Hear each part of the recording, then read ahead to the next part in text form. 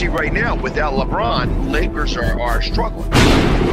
Let me tell you about a team I hate, all right? I know the Dallas Cowboy fan is here, so I had to make sure he knew how much I hate this team. I'm ready. I've often said that the people who run baseball, they try very hard to ruin it. I'm from Brooklyn. I don't have a problem saying it to his face. Oh, I'm from Brooklyn. Hey, guys, any...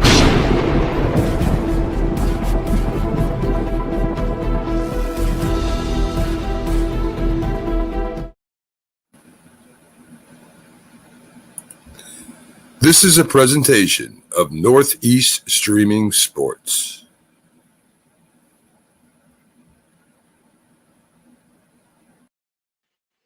What's up, everybody? It's another episode of Coast to Coast. I am your host, Pags, and not sure where everybody else is at, but I wanted to get started here because, there was some things to talk about as of yesterday. Yesterday, obviously, I was not on the show, and not sure exactly if there was a good show or not. I didn't get the chance to watch it because I was all around the city yesterday doing stuff for the Big Dill, which is like a pickle palooza that is going to be coming to Xfinity Live on June 15th. So if you guys are not doing anything that day, I believe it's the day before Father's Day, and you like pickles, come on out and enjoy a day full of pickles and such like that. So I got to go around, excuse me, the city yesterday and just do different shots. We went to the Rocky statue. We were at City Hall. We went to Love Park. We went to Reading Terminal Market. I tell you, if you haven't taken a tour of the city, even if you've lived in this city, and you do that kind of tour in a day's time, the first thing you'll realize is that parking is a little bit of a pain in the ass. So definitely figure out maybe a different way to get around rather than drive. But secondly, it is really awesome to kind of see all the different things. You could spend 3 hours just people watching the Rocky statue and the Rocky steps. I have to imagine that people run those steps every day, uh, all day long. And it doesn't matter whether it's raining, doesn't matter whatever is going on like that. And it's fun. It's good to watch that. So, and it's even more interesting when you watch a big pickle run up the Rocky steps. So, all interesting kind of stuff right there.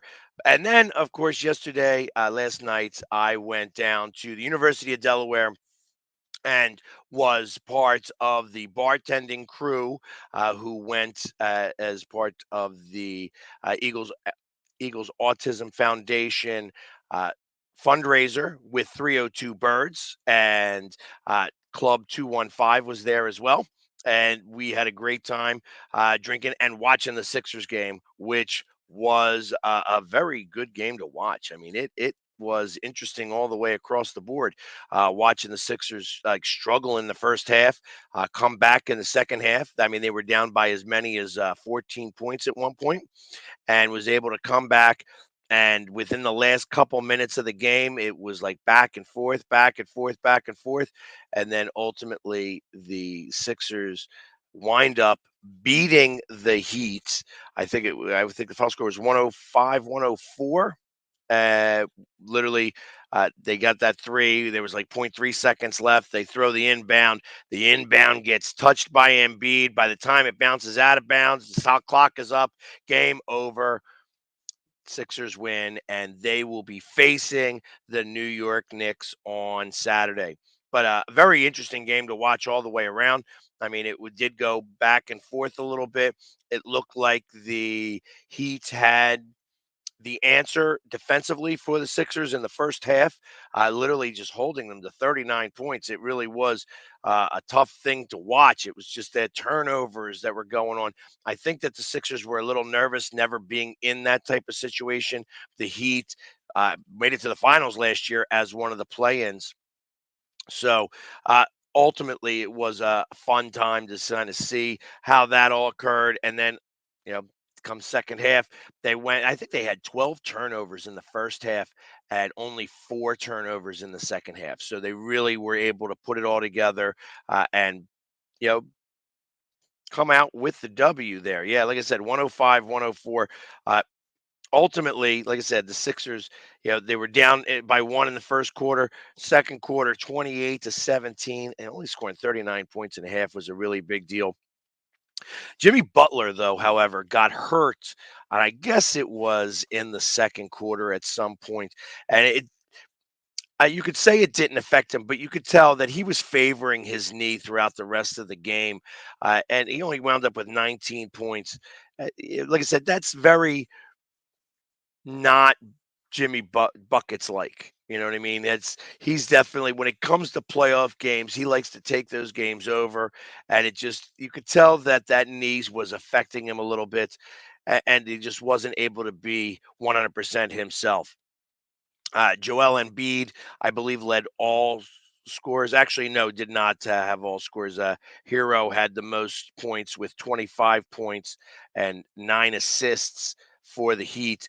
Sixers, you had Joel Embiid with 23 points, Maxey with 19 points. But the guy who really did help out most in this win was Batum. Batum, I may have seen his name before. I don't know. Like it says, it's been interesting to kind of see, but that guy was just deadly from 3-point range. He was just knocking them down. I think he went 6 for 10 from 3-point range. I think he had 3 points in the first half, 17 points in the second half, and he was like the lockdown defender. When Jimmy Buckets was starting to get hot, he went to him. When I think Hero started to get a little hot, he got on him. He was that guy who was just able to be very versatile, go all over the place. You could tell Embiid didn't have it 100% yesterday, and it was, I mean, it's Embiid's going to get his, and he did make. I think he took 4 3-pointers. He made a very big clutch three. Of course, it was a wide open three. And I tell you, those wide open threes don't always go down the way you think they are. But he had a wide open three and he nailed it. And interestingly enough, they do say that it was like, because the Sixers, they was going back and forth and they weren't getting a lot of going on. And the crowd changed when they got the brickin' for chicken. One of the Heat defenders missed 2 foul shots. Everybody got all excited because free chicken for everybody.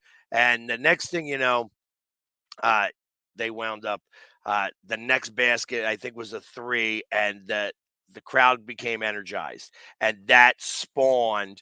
I believe at that point they were down like it was like 59 to maybe 48, and that three made it 59-51.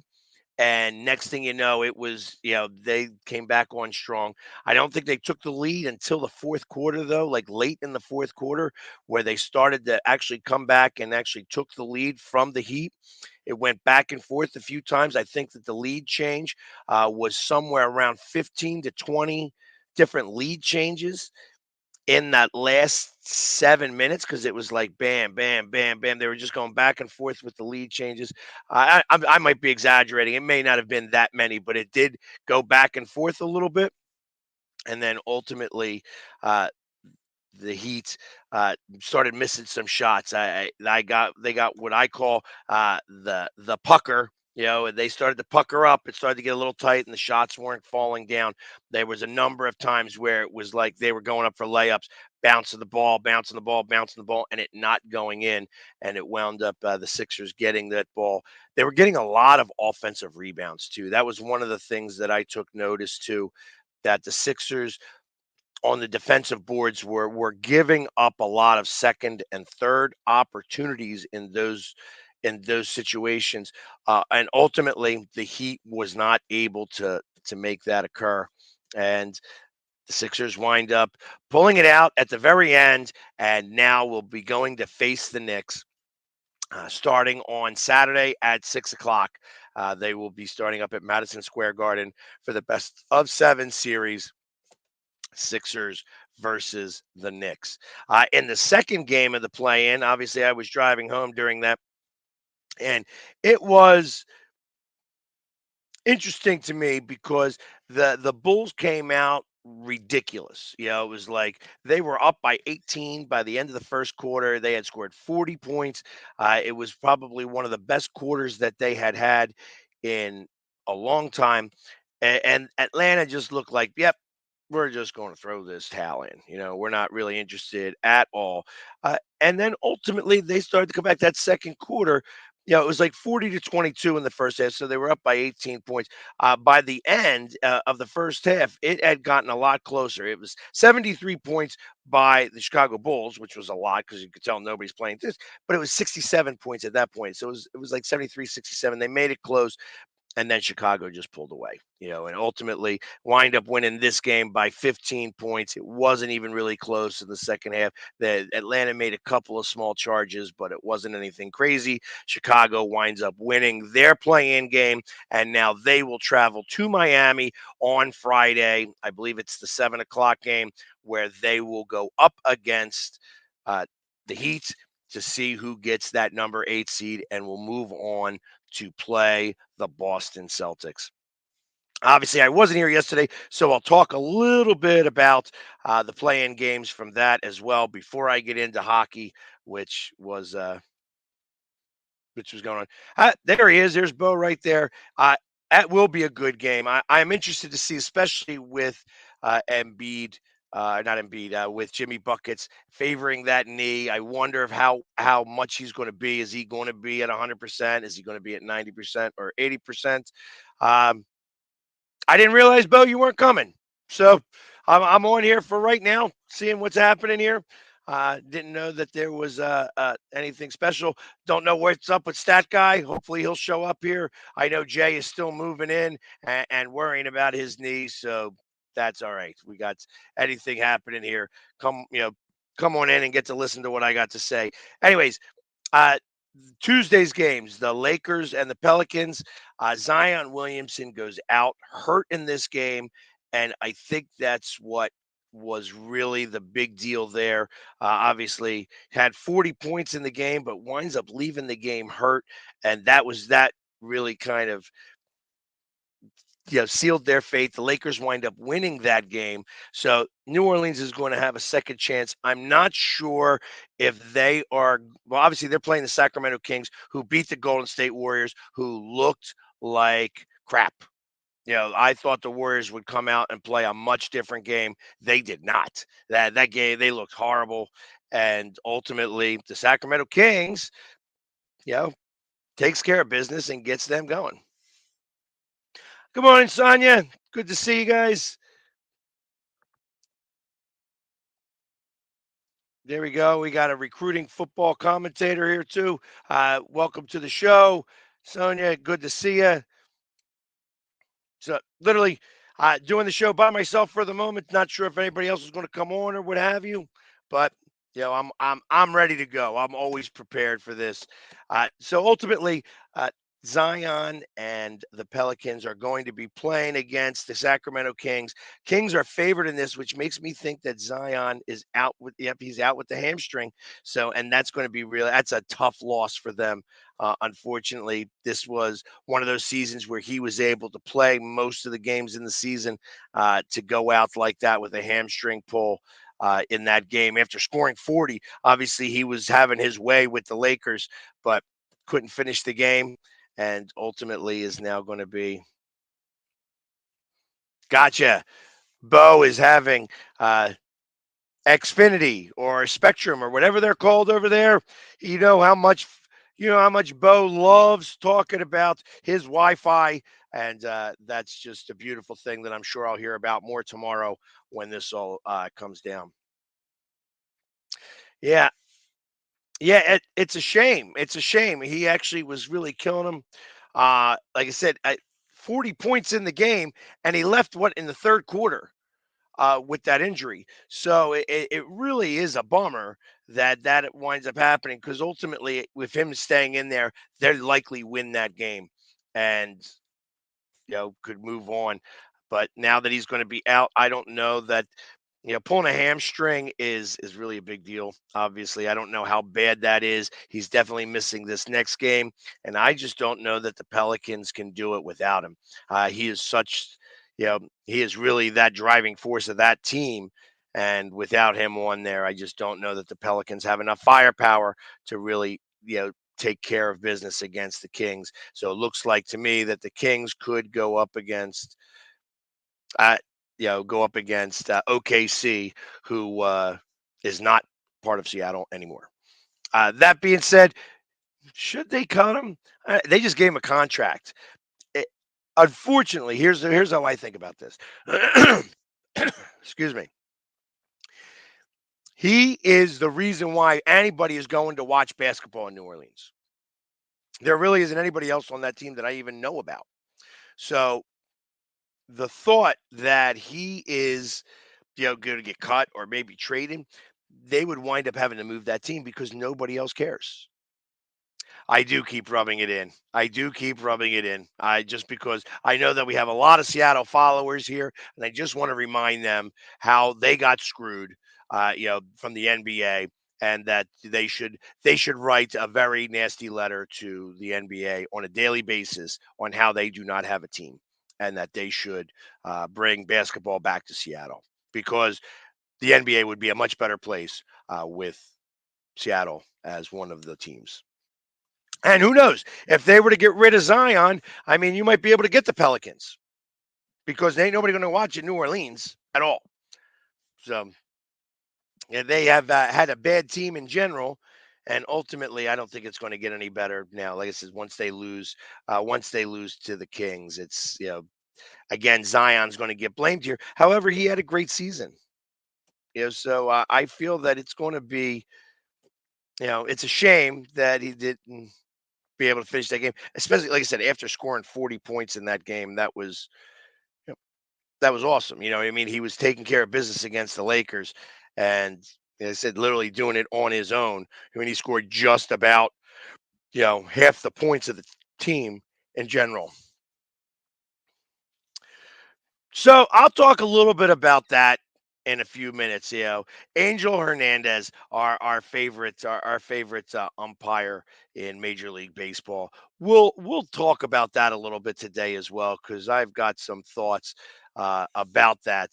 But we talked a little bit of basketball. Like I says, we'll be able to talk a little bit more tomorrow as we get into the final play-in games, so that they could say, okay, now we've got the full, you know, complement of who's going to be uh, 1 versus 8, 2 versus 7. We already know that that's already a thing. The Lakers are in there as the number 7 seed going up against Denver. I feel like Denver wins that series hands down.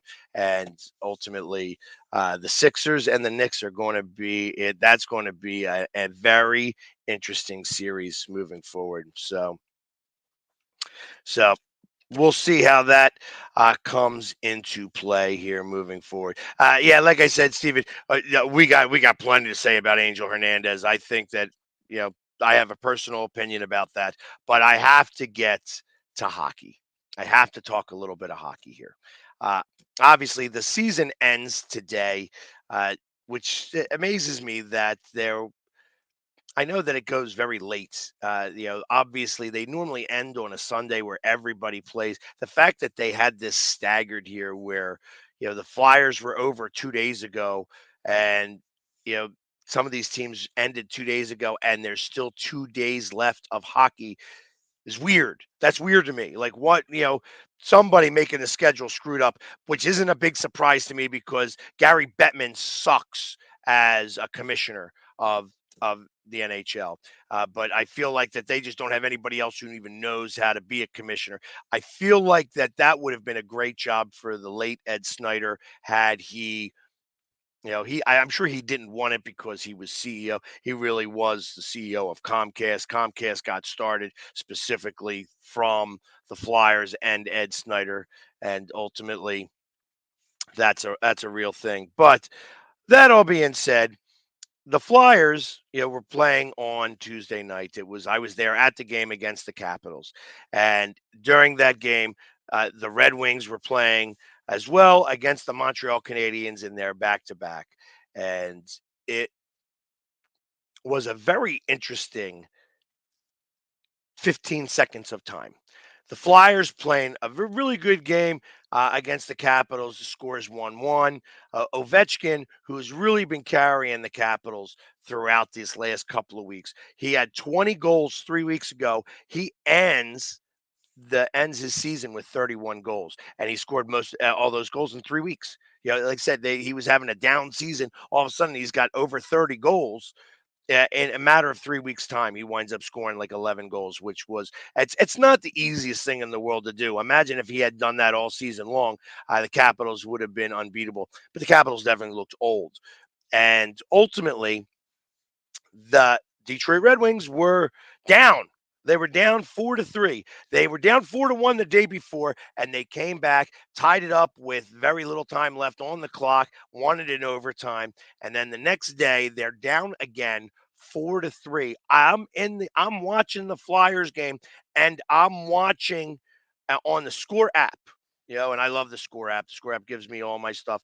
And I'm watching it. I'm refreshing it, and it's like there's 30 seconds left, and then there's 20 seconds left, and it's the longest amount of time I've ever seen in my life in a hockey game go off the app. And I know the app's a little bit behind, but 5 seconds left in that game, Detroit winds up putting one past the goalie in Montreal, and in that moment in time, the Flyers season is over. However, the Flyers didn't know that at the time, obviously. They pulled the goalie. So, right as the Detroit goal goes in and ends the Flyers season, the Capitals get the puck and they score a goal in the empty net. And they wind up winning the game 2-1 in that regards. I felt like Torts pulled the goalie a little too early. There was like 3.5 minutes left. I didn't even realize, because I was paying attention to the Detroit game. I didn't realize that he had pulled the goalie so early. They were getting a lot of pressure in the Capital zone. You could tell that the Capitals were a little bit slow just because they were tired from playing the night before. I didn't think that they needed to pull the goalie so right away, but they did. And ultimately, it was like a turnover right there, bang in the net. The Capitals rejoiced like they just won the Stanley Cup because they did get into the playoffs. I mean, you knew that they knew that had done it. The Flyers tried to work it back. They pulled the goalie again and really had most of the pressure in their offensive zone, but just um, it wasn't enough. They weren't able to get it past the goalie, and ultimately, Washington winds up clinching the number 8 seed, or the second wild card, and knocking out Detroit.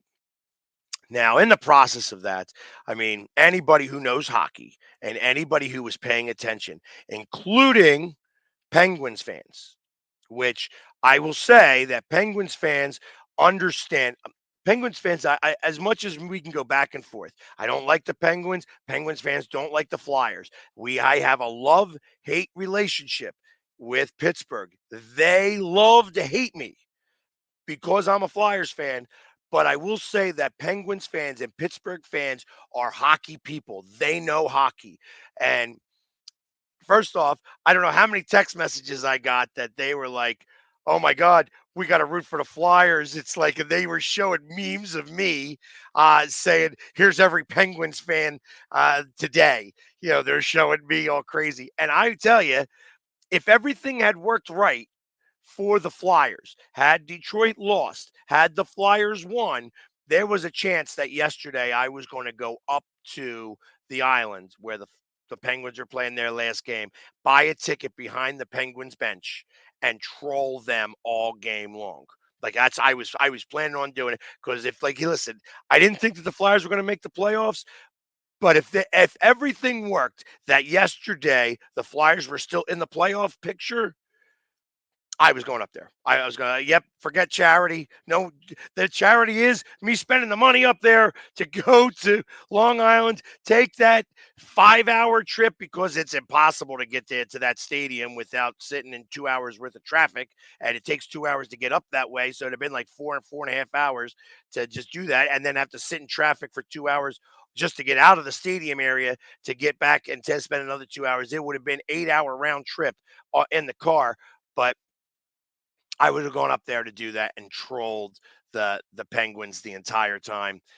I didn't need to do that, interestingly enough, because Washington had already done it.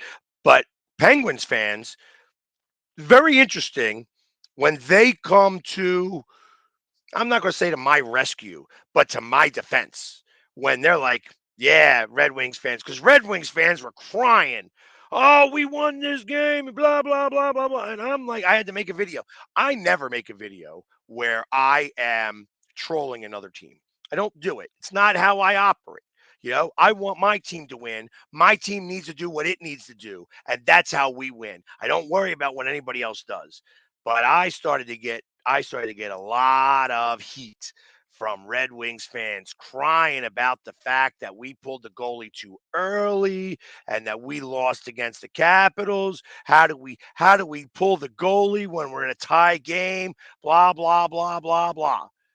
Like they didn't know anything about what was going on.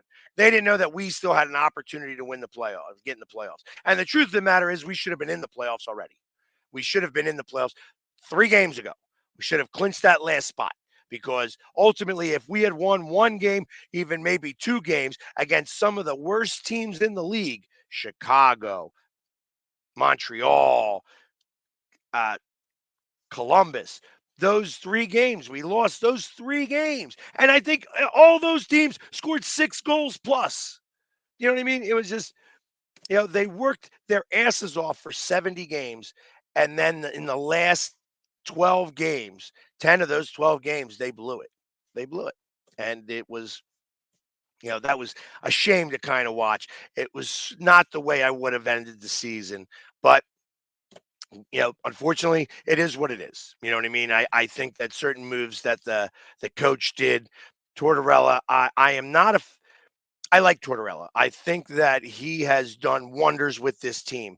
He may even possibly be looked at as a possible coach of the year finalist because of where he brought this team this year. I mean, he was able to make something, a playoff run out of nothing. This team is not talented enough and definitely has to find somebody who knows how to get in front of the net. They got to get somebody who gets in front of the net. The Flyers, for some reason or another, just do not have anybody that goes to crash the net. And I don't know how many times, specifically in the game against the Capitals, how many times that there was like a pass up front, but there was nobody there. If somebody was there in front of the net and hit it home, we'd have scored 4 or 5 goals that game. But that we don't have that person, and they need to find that person as soon as possible. I so miss the days of Tim Kerr, and I was never a big Scott Hartnell fan, but even Scott Hartnell was one of those guys who would get there in front of the net and actually just slam it home. I wish Tippett would get a little bit more involved like that. I know he likes to stay on the wings and stay outside the dots, but I keep hoping that they maybe when Ristolainen comes back, if he does come back, that they wind up maybe putting him as a winger, and just because in the power play last year they would put him in front of the goal, and he wasn't very good with the stick and being able to do the deflections, but he's a big guy, hard to move, hard to see around him, and they would get more power play goals. Not the way they just I think we had more shorthanded goals this year than power play goals. That it when we get on the power play, I almost wanted the Flyers to commit a penalty because I thought we would be better 4-on-4.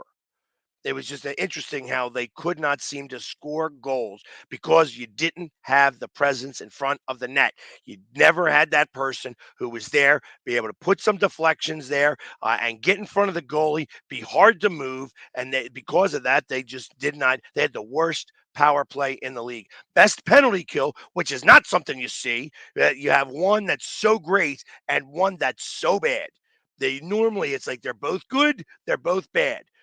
No, not the Flyers. Best penalty kill, most shorthanded goals, doing all that stuff because they like to block. They like to block the puck. They will go down and they will sacrifice their bodies to be able to block the pucks. But they just were having They just could not seem to score goals, and that's because you don't have the guy who gets in front of the net who's hard to move, and because of that, uh, they just haven't been able to do that, and they need that guy. They need that guy who knows how to crash the net. I mean, even look at the goal, the first goal that the Capitals scored, Ovechkin, because he went towards the net, was able to get a deflection and score the goal. You know what I mean? And that's what he does. That's why he's so good. He gets in that Hartnell position. Where Hartnell on the power play, and that's the difference between Tippett and Hartnell. And like I says, I was never a big Hartnell fan. I mean, he did play some games pretty well. I know he's still part of the Flyers organization. I don't have anything problem with him personally. I just wasn't a big fan of the way he played the game sometimes. But I will say that he would go inside the dots and he would sometimes crash the net. And he was a bigger guy. So he would be able to get some of those deflections. He'd be able to sometimes screen the goaltender and they would get those goals. Now, obviously, he had Giroux also shooting the puck, and that helped a little bit too. Tippett is kind of like Giroux, but he's also kind of like Hartnell. But the problem that I have with Tippett is that he plays outside the dots. He needs to move inside a little bit, go inside the dots so that he has a lot more.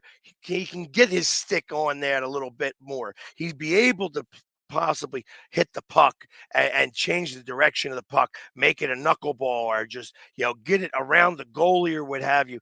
There's just so many different things that I feel that they could do differently.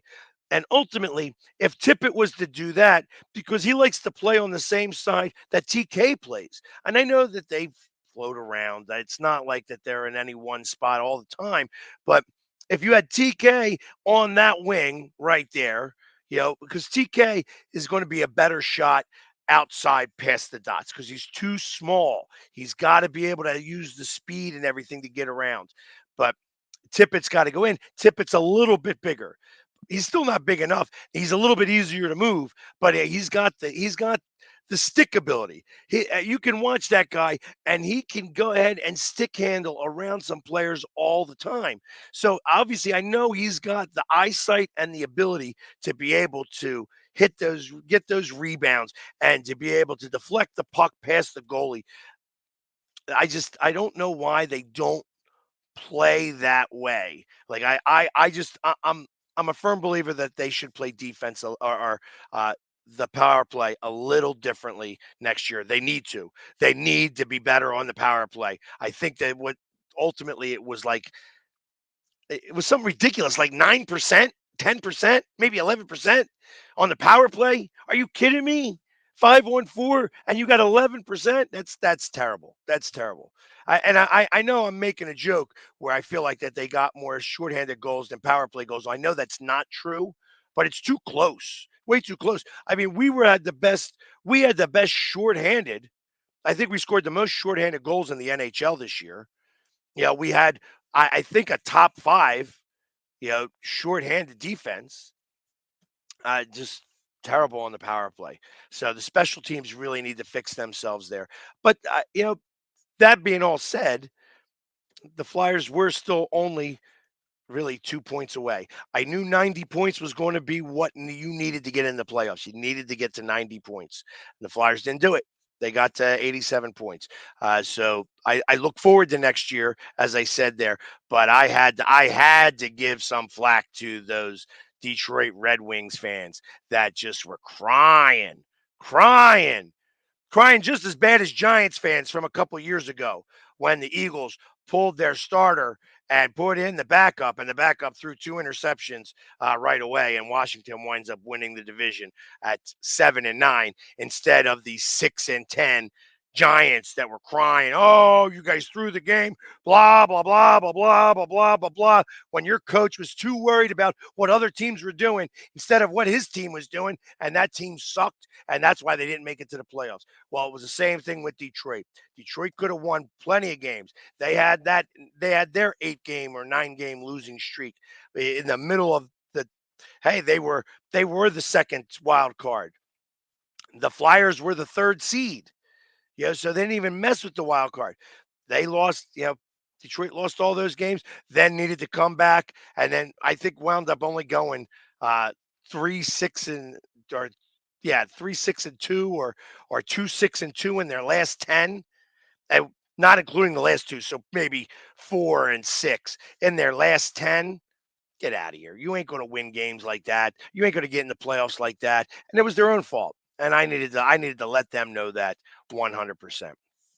So, that being said, playoff hockey is about to get started here in a couple days, and it's going to be an interesting. I'm a big fan. Um, I know I guess it's Sunday, the Lightning play the Panthers, the Capitals play the Rangers. I think that the Rangers win that series handily. I know that there is the President's Cup curse, but I don't think that that's going to affect them. I think that the Rangers are playing too good of hockey right now, and Washington's just too old. You know, Ovechkin obviously it can figure it out. Wilson is a big guy.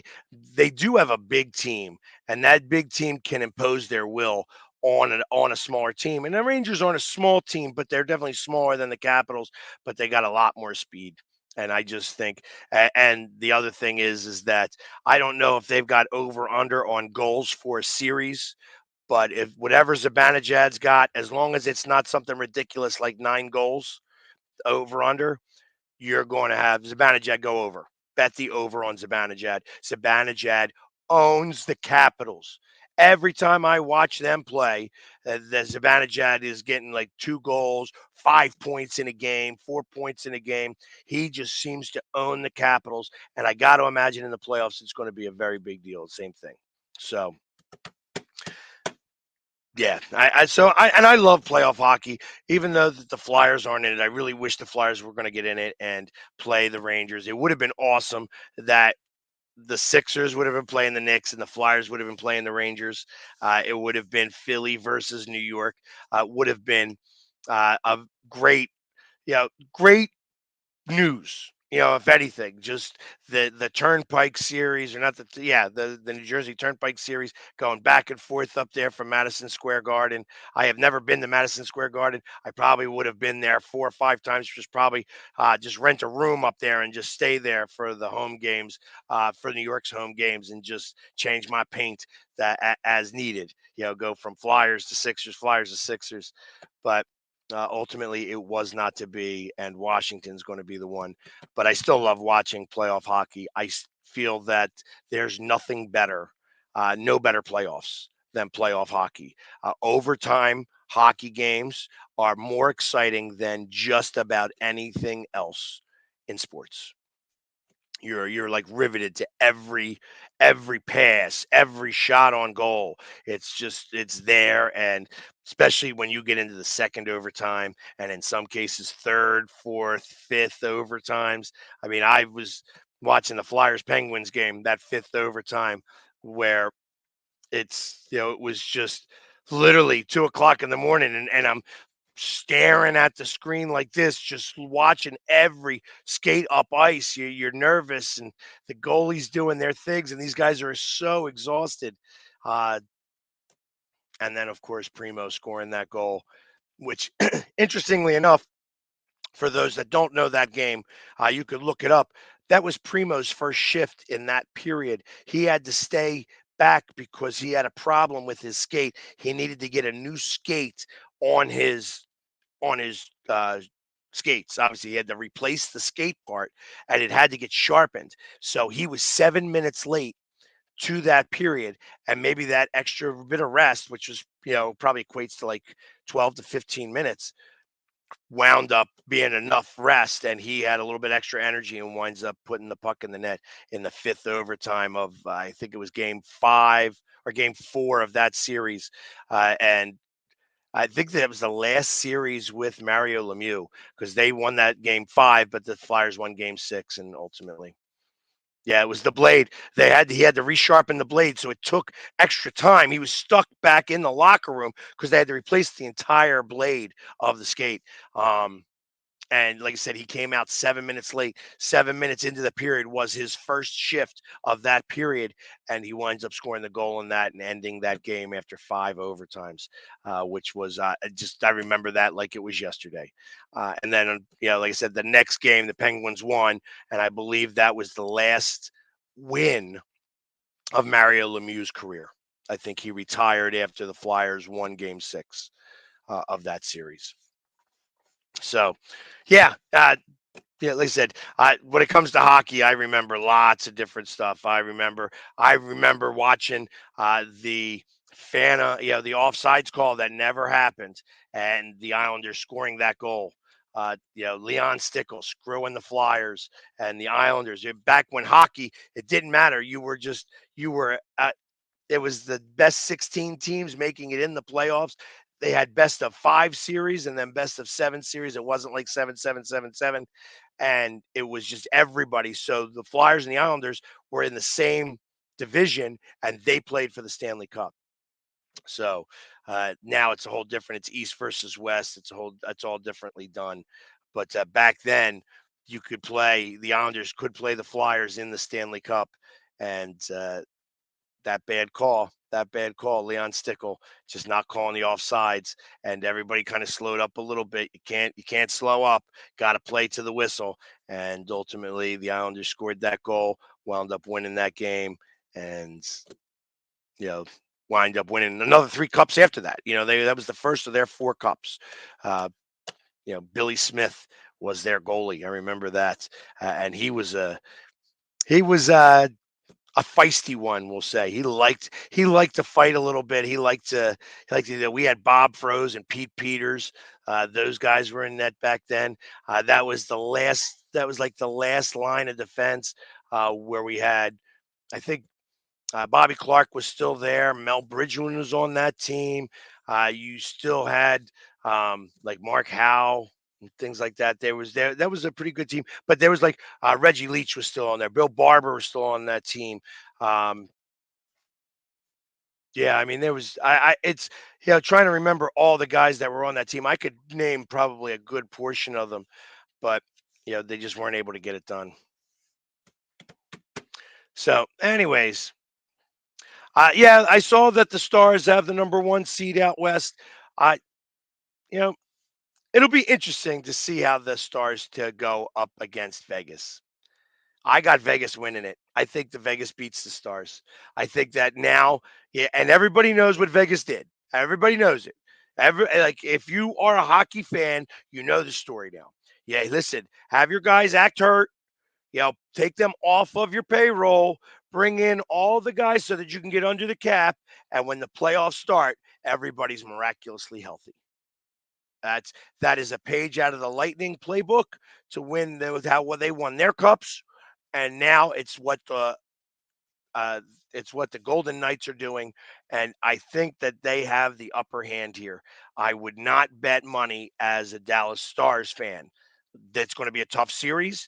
I think that they could make it go 7 games, but I just think the Golden Knights have got too much firepower for the Stars, and it's a shame that it's a matchup like that. I think the Stars would have been better off getting the number 2, give Vancouver the number 1 seed because ultimately let's face it, Vancouver knows how to choke. They are chokers in the playoffs. It's like Toronto. Toronto's got a great regular season. They're going to make the playoffs. Blah blah blah blah blah. And what happens? Poop the bed. They poop the bed every year. Toronto's big on pooping beds. They're big on pooping beds. So, and obviously, let's go to that real fast. Let's see who Toronto is going to be playing the Bruins. And as figured, the Bruins went 4-0 versus Toronto this year. They did play early last month. I think in a back-to-back, it was a home and home series, and 4-1, 4-1, which is what I think this series will end at 4-1. And I am not a Boston fan, but just Toronto cannot seem to do anything right. And unfortunately, I feel the same way about Vancouver.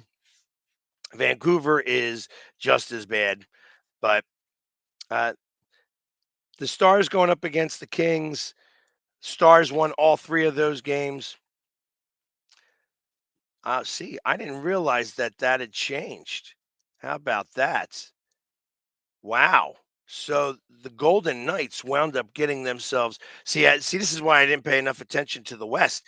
They wound up getting the 3rd seed in their division, so they're not even in the wild card spot. I got Nashville going up against Vancouver. I think Vancouver can beat Nashville. I think Nashville's got a good team, but not a great team there. Um, the Golden Knights against Edmonton Oilers. Uh, bye, Connor. Sorry, Connor. You just ain't got it. You just ain't got enough. The Golden Knights are going to rip through you guys. But I do see that Dallas. I think Dallas will beat the Kings without a problem. That's no doubt in my mind there. So there you go. See, that shows me a little bit. That's awesome. I'm glad to hear that.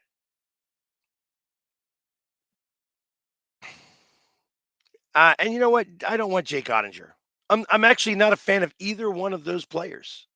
I mean, they're just old guys, and that's not what I want. I want somebody who's going to be here for a little while. I want somebody who I don't have, not 2 seasons. I want somebody here who's going to grow with this team. And Jake Ottinger is not going to be that guy. Wyatt Johnson not going to be that guy. You're not going to give him to us. Give that to Arizona, people that need to take cap space because they don't. They're always playing at the cap minimum. So I ain't worried about any of that at all.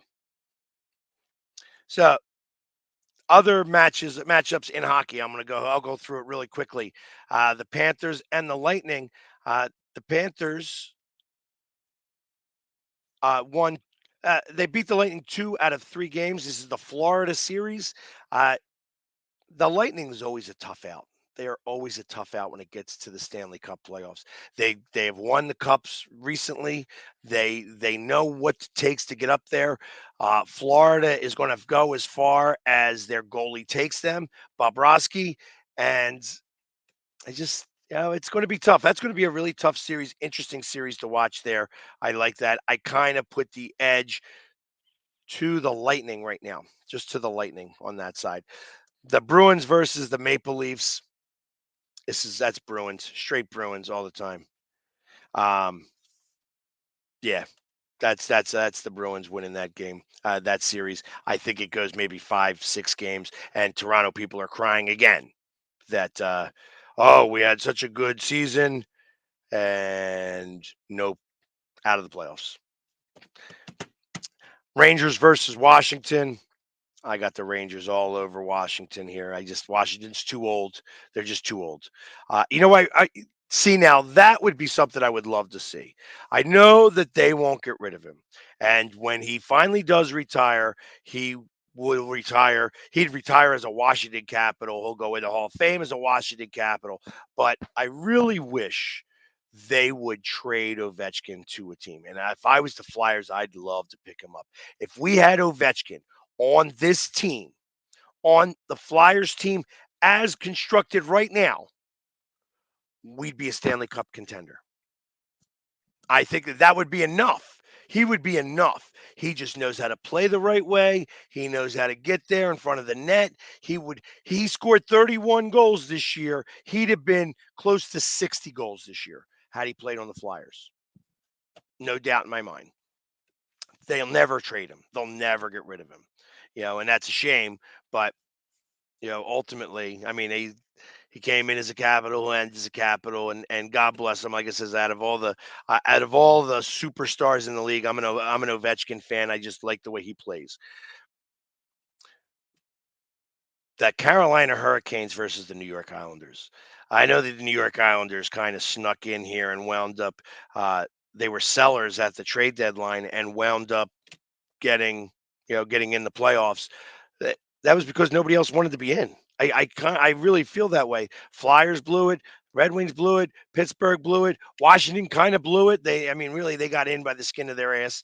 So I kind of feel that the Islanders were the best of a bad bunch and got in there as the number 3 seed. They got a tough pull against the Hurricanes, and I think I have the Hurricanes actually going to lead They're going to be the ones who represent the East in the Stanley Cup. Um, I'm such a fan of their coach, Rod Brindamore, and that guy is just a monster. He is a beast. If he was out there, he'd be the best hockey player on this team right now. He'd be the best hockey player on this team, on that team. He's just a monster. You look at he's so ripped. He can get out there and he can still skate circles around those guys like it's nothing. And so I'm a big fan of that coach. Expect that will happen. In the West, as I said, the Stars are going to kill the Kings. The Kings snuck in there, but I don't, you know, they have a little bit of star power, but not enough. Not enough to be able to go up against the Stars. I don't see that occurring. The Winnipeg Jets against the Colorado Avalanche. Winnipeg won this series 3-0, but Winnipeg is kind of like they're another team that just pooped the bed. They pooped the bed. And I don't know why. Like they have a pretty decent team, but they just seem to fall apart. I call that's a straight. They got the pucker. They pucker it up. And I think that's going to be a challenging series. I would not be surprised. I'm going to edge slightly Colorado in that series. It could go either way, but I'm going to edge slightly on Colorado's side, even though they've had a hard time even competing. These games weren't even close. It looks like 4-2, 6-2, and 7-0. Winnipeg wins all three. So first game of the season that they played was close, but then it was like, yeah, Winnipeg smack. So that being said, look for Colorado to win these games. I got them maybe winning in 6 or 7 games. Nashville versus Vancouver. Vancouver won this series 3-0 as well. Vancouver's got a lot of talent on this team, and Nashville's just not going to be able to keep up with them. Nashville's got a decent team. They can play against a lot of these. I expect that these games will be close. I mean, the games that they played were 3-2, 5-2, 5-2. I think that they're going to be 1-goal games here. You're going to see 1-goal games and a lot of overtime games in this series because Vancouver also is one that likes to play the drama card. It's going to be tough. But I got Vancouver winning that series. This is an interesting one. The Vegas Knights versus Edmonton. And game 1 of this, so Edmonton won this series 2-1. First game was 5-4. Second one was 3-1 Vegas. Third game was 5-1 Edmonton. Not the same team that they're going to be facing against in this playoffs.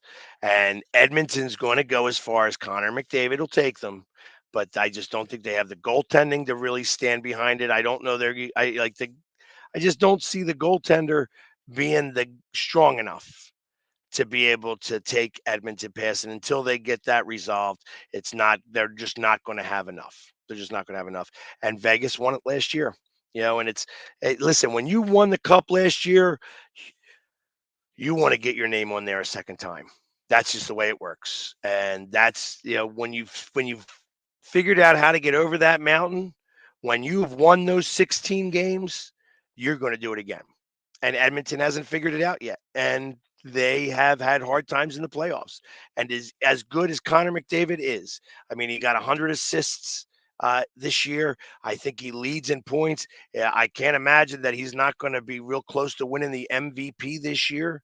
If not, the guy from the Lightning also has a really good chance of winning it.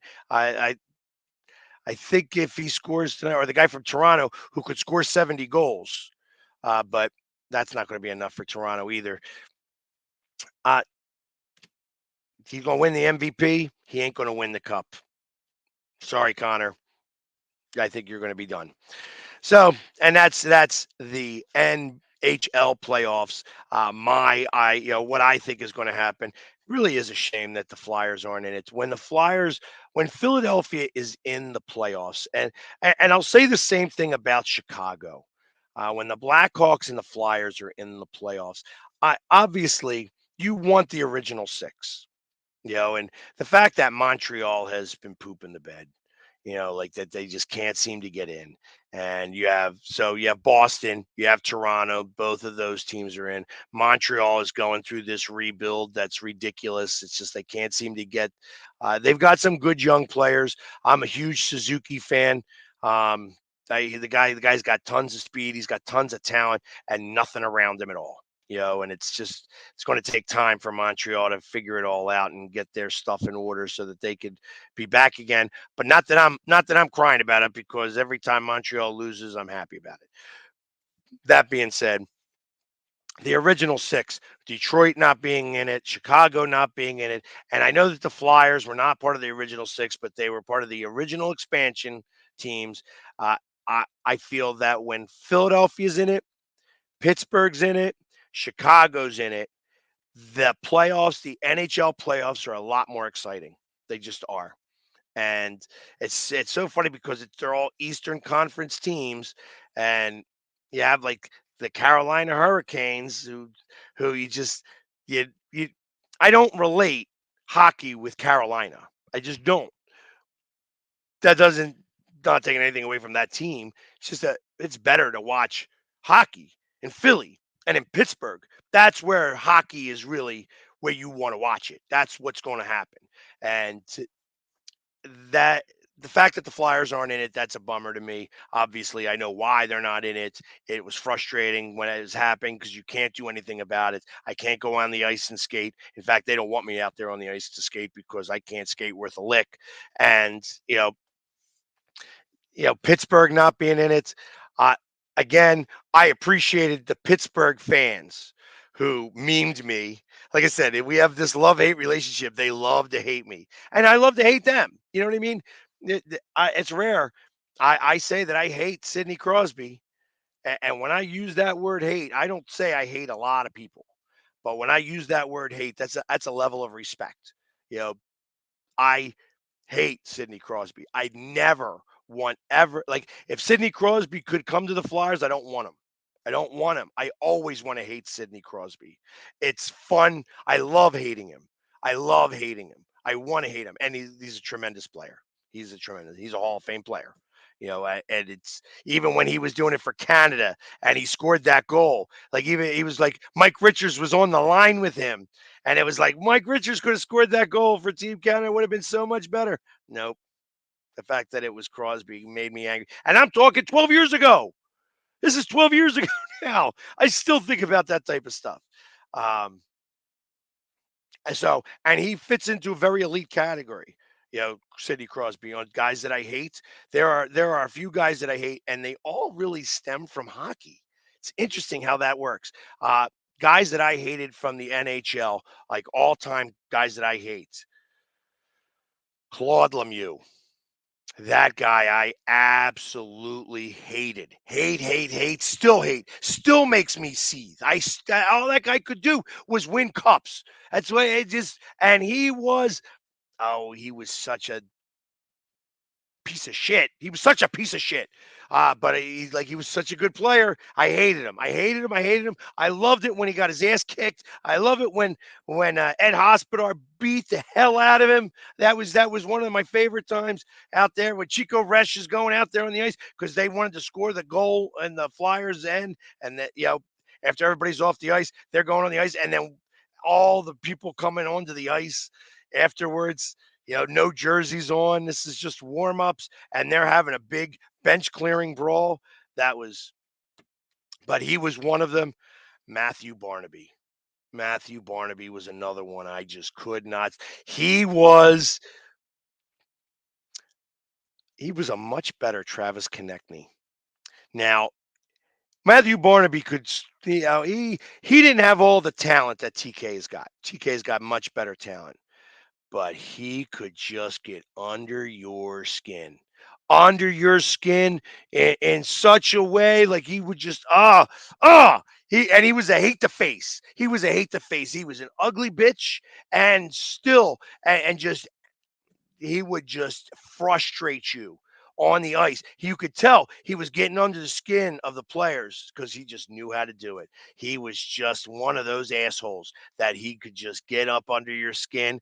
And it was like, sticking needles up under your skin and then moving it around. Like he just knew how to get up under you. And he would change the game like that. Like that was one of those guys that just knew how to do it. Scott Stevens, another guy that I thought Scott Stevens was dirty. He was a dirty player. Good player, great defenseman, won his share of cups, was doing what he was told to do. So I can't argue with that. I hated him. He was just one of those guys. Obviously, he did the hit that laid out Eric Lindros, and ultimately it didn't end his career, but it kind of did. It kind of ended his career, and it changed that series around. That being said, he would go and he'd hand hunt. He would have been kicked out of the league for that hit that he gave to Eric Lindros. That one, but everything's changed since then now. So ultimately, it was just he was a guy that I hate, absolutely just could not stand, hated all the time. Like Matt, just yeah. And those are just a few. I mean, there were a couple of others that I could put in there, but you could tell like all those guys were great players. Matthew Barnaby withstanding, but he was just, like I said, he was one of those. And the one guy who kind of reminds me of Matthew Barnaby, he's also a hate the face. He's a hate the face, and I just can't stand it. Marchand, great player too. Great player. Hate him. I don't ever want him on my team. I love it when he gets checked to the boards. I love it when people beat his ass. I want him to smash his nose because his nose is in a different area code than his face. Great player. Can't argue with the way he plays the game.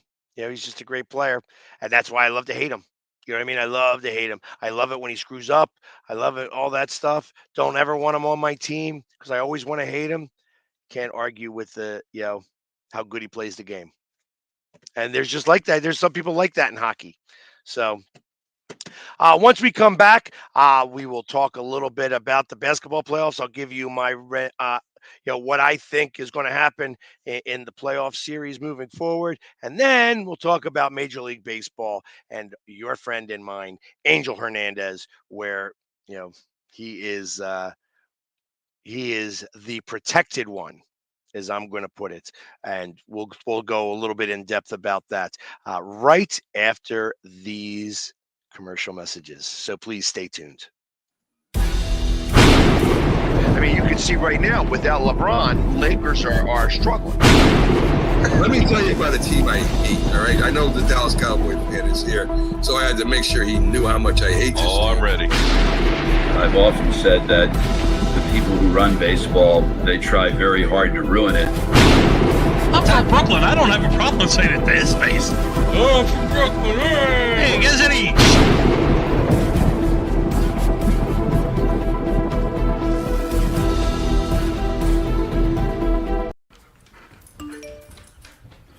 Trisha's having a sleepover tonight. Can I go? I wonder about Lucy's friends. What should I say? I know you're only 10, but one of these days a friend will offer you a drink. And alcohol at your age can lead to so many things. None of them good. So can I go to the sleepover? Lucy, I want you to promise me I something. finished my homework. Bigger promise. If there's any drinking, I want you to say, "No thanks, not my thing." Mom. I promise you. Your real friends won't care. Deal? Sure. Really? I promise, Mom. They really do hear you. Did you pack your toothbrush? For tips on how to start the talk, visit underagedrinking.samhsa.gov, a public service message from the Substance Abuse and Mental Health Services Administration. Sometimes, all you need to change your life is a sign. A sign that says, "Hank, this is the place you've been looking for." And sometimes that sign is an actual sign that's mounted to a building. 1 second, I'm looking at a sign. I know what you're thinking, and no, I don't love B-dubs just because I'm a buffalo with wings. Frankly, that's offensive and reductionist. Cause this place, come on. It's like they took beer and made it into a place and then gave that place sports and chicken wings. And the people? Cuba. The best. Oh! What the is going on, Marty? This isn't a game. This is trivia. Yeah, this place is kind of like heaven. You know, without needing to get hit by a bus. Let's go, sports bar! My baloney has a first name. It's O-S-C-A-R. My baloney has a second name. It's M-A-Y-E-R. Oh, I love to eat it every day. And if you ask me why, I'll say, 'cause Oscar Mayer has a way with B-O-L-O-G-N-A.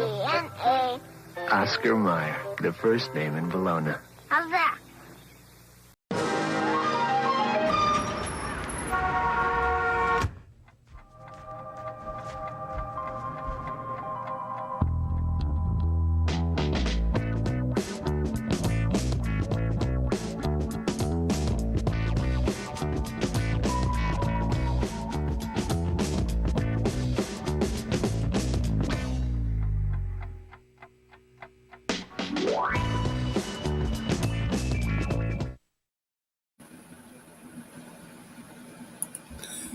This is a presentation of Northeast Streaming Sports.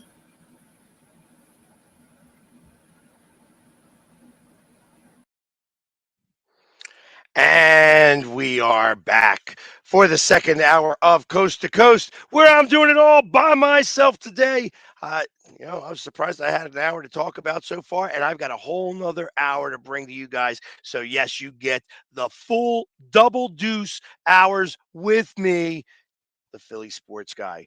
And this time we're going to go talk about the NBA playoffs. Obviously, they are starting as of Friday is the last play-in games where we're going to get the last little bit where we find whether the Heat or the Bulls are going to wind up going up against Boston, and the Kings or the Pelicans are going to wind up going up against OKC. And honestly, I feel that it's going to be, let's face it, I just think that OKC is going to wind up playing the Kings. I just don't think that the Pelicans without Zion being out is going to be, just not enough there. When it comes to, I think the Heat are going to play against the Celtics, and I hope Jimmy Butler, his knee is not as bad as that there's not a lot of swelling and that he's able to play at 100% because I think that would be a great series. I like to see Boston get beat up a little bit because ultimately they would wind up going up against, the Cavaliers or the Magic. Either one of those teams. Right now, I got the Cavaliers beating the Magic in that series. Here, I might as well let's just start it off. So obviously the Celtics are going to wind up playing one of those two teams, either the Bulls or the Heat. I think that the Celtics will smash the Bulls. I just don't think the Bulls have enough. I think that the Heat can give them a really good series. Obviously, the Heat wound up going to the finals last year. That means they beat them, and ultimately that's going to be in Boston's head a little bit. I got to imagine that they're going to be like, ooh, let's try to take care of this. And that may start the squeeze, the pucker happen. So I would be interested to see that, because if Miami beats Boston, then there is no chance. There's no chance that that will even be a thing. Like I said, the Sixers will wind up going and winning the East, no doubt in my mind. Here we go. The Knicks are going up against the Sixers. This is going to be a really tough series. Like I said, I've said it a couple of times already. I thought that out of all the teams in the East, besides Boston, I thought that the Knicks matched up well with the Sixers. I would not Batum is going to have to play some of like he did, uh, this last game, or else it's going to be really tough. I know that the Knicks won the season series and stuff like that, but they have not played this team the way that they are constructed, and it's going to be a tough series all the way around. And like I said, as Bo likes to say, the Knicks are the Knicks, and the Knicks will nick it up. And that could be very possible here, that the Sixers wind up winning this series, maybe in 5 or 6, but you know, it could. I wouldn't be surprised for it to go 7-game series. The Bucks and the Pacers, uh, very interesting series. Let's see. So Pacers won game 1, the Bucks won game 2. The Pacers won game 3, Pacers won game 4, Pacers won game 5. 4 out of 5 games. Now, the Bucks have more talent. However, Giannis is not going to play in game 1. So that's going to definitely favor Indianapolis. Um, if Indiana doesn't win game 1, they ain't winning the series. They have to win game 1 without Giannis playing. Other than that, this series doesn't even move my needle some. I want the Bucks to win this series so that the Sixers can play the Bucks and knock the Bucks out. But whether the Sixers play the Bucks, whether the Sixers play the Pacers, the Sixers are going to win that series. So no doubt in my mind about this. You're going to see the Sixers in the Eastern Conference Finals for the first time in a long time because they can't seem to ever get out of the second round. This year they get out of the second round. So as long as they get past New York, they got to get past New York first. And then uh, Cleveland versus Orlando. When I look at this, Orlando won game 1, Cleveland won game 2, Orlando won game 3, Cleveland won game 4. Uh, this goes back and forth to me. You know what I mean? It's interesting. I'll be honest. Whoever wins the Celtics Heat series wins that series too. I that Cleveland has gone in there and has limped into the playoffs. Orlando's played a little better, but ultimately I don't think has enough star power. Like this is a good series for them to start off with, and I think I give an edge to Orlando here rather than Cleveland just because of the way Cleveland limped into the playoffs.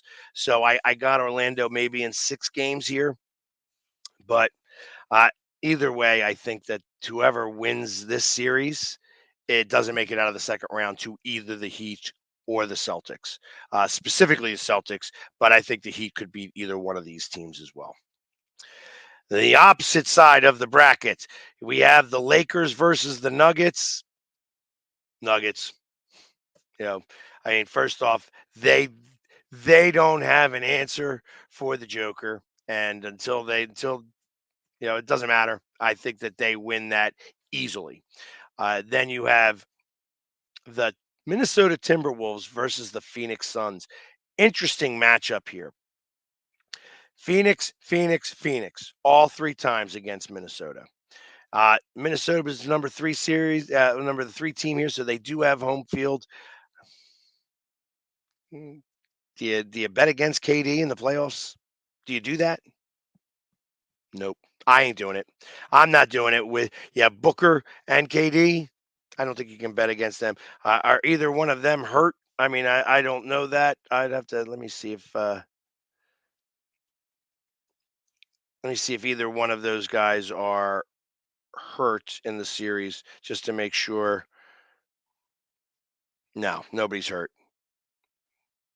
Yeah. So that being said, I think that the Suns win that series in 6, and then I have. Well, like I said, we're going to find out who's going to play OKC right now. That last game is the Clippers and the Mavericks, Dallas Mavericks. This is going to be a good series to watch. I wouldn't be surprised this one goes 7 games. Dallas won the first one. The Clippers won the next 2 after that. Uh, these teams haven't played each other since right before Christmas. And again, it's one of those situations like, oh, right, is anybody hurt on this? Kawhi Leonard has won a chip. He carried carried a Toronto team to the championship. Not what 4 or 5 years ago. So I mean, obviously, he's one of the better players in the league when he wants to play. Uh, Dallas is Dallas has got some good players too. So it's going to be a very interesting series. I'm going to take the Clippers in 7 in this one, in that series, saying that the Clippers playing at home is going to give them that advantage over Dallas. But no chance, still, uh, that tough game against Dallas there. And the Thunder are just going to beat. There's no chance. I don't think that the Kings or the Pelicans can compete against the Thunder. That's just the Thunder wins that series, and then you're going to wind up going up against either Dallas or the Clippers, and that's going to be a fun series to watch too. I think that whoever is in that number 5 spot, could possibly, you know, wind up going to the Eastern Conference Finals against Denver. Because when you think about the Suns going up against the Nuggets, I edge to Denver. I think that Denver beats KD again. And, I think that until Denver's out, they're the team to beat in the West. And I don't care that they're only the number 2 seed. I don't care if all chalk wins and the Thunder wind up having home court advantage against the Nuggets. I think that the Nuggets win that, and wouldn't surprise me to see a Sixers Nuggets final. And then I love our chances against that. I love our chances because every time Joel Embiid goes up against the Joker looks small. He just comes up small. I mean, they both have good games. Let's. I'm going to call that spade a spade. They both have good games, but Sixers seem to win those games, and I love our chances if we go up against Denver. So there we have the NBA. My take on the NBA playoffs as of right this second. Yes, that NBA player that got banned for gambling, he got banned for gambling because he was gambling on his team and himself. Um, he got a lifetime ban. See, this is why basketball is ridiculous to me. Uh, First off, who is he? Who is the guy? I mean, he's like a tier 2 player. He's a tier 2 player. I'm not even in, so it was no big deal. I know that the reason why he's a tier 2 player is because of, you know, that's why he's getting this lifetime ban. It'll get tossed out. The problem is that, you know, gambling rules the world. You can't have gambling be the biggest sponsor of your league, and then we're gonna have lifetime bans for gambling. Get out of here. You've made it part of the fabric. You've made it part of the fabric of sports. So now you guys have to make the bed that you've lied. You got to lie in the bed that you made. So, and that's kind of what I feel about this. Again, Adam Silver is another goofball, who doesn't know how to run his league. It's already the inmates running the asylum over there, and this just was another move that shows we don't know what we're doing. And that's how I felt about that. So, this story was interesting to me. That Jason Kelsey, that they're playing this game in Cincinnati, and they're like, okay, we're going to put the one Super Bowl ring in a sock and put it in a couple of things of chili, and we're going to, the one who finds the real ring gets to keep it. Truth of the matter is that I think somebody stole that ring. I don't think it's in a landfill. I think somebody's got it. That's what I would have done. If I had the opportunity to get it, I'd have been like, oh, I couldn't find any socks. I'd have those socks in my pocket and be like, oh, I didn't find any. Sorry, guys. And then walking off with that ring and then keeping it. You have lure. That'd be like lure later on. Be like, that ring could change hands hundreds of times there. That's what, like, that sounds like a great story to have. First off, It was absolutely ridiculous to even have that. Listen, you put a couple of rocks in a sock and one fake ring. You don't use your Super Bowl ring and put in a whole bunch of fake Super Bowl rings. When you pull them all out and they're all full of chili, you don't know if that's the real one or the fake one. So ridiculous. Hey, listen, I mean, I love Jason Kelsey. I love the fact that he is one of the better podcasters out there, and that him and Travis specifically have, put themselves and their family on the map the way that they have. God bless them both. This was a ridiculously stupid, you know, thing to do. I just like really, really. I mean, obviously, you don't hold that sacred. Like that ring should mean something. Having that trophy should mean something. The fact that you just played a game with it is ridiculous. I mean, I feel like and the ring isn't the achievement. So let's be for real. It's just a ring. But ultimately, it's like that was such an idiotic move. Such an idiotic move. And I feel like what it did, it's create buzz. You got buzz. You got us talking about it on here. We're talking about your podcast again. That's what we're doing. I wouldn't be surprised if the ring is in his sock drawer. Wouldn't be surprised about that. He's talking about, yeah, I guess I'll just have to buy another one.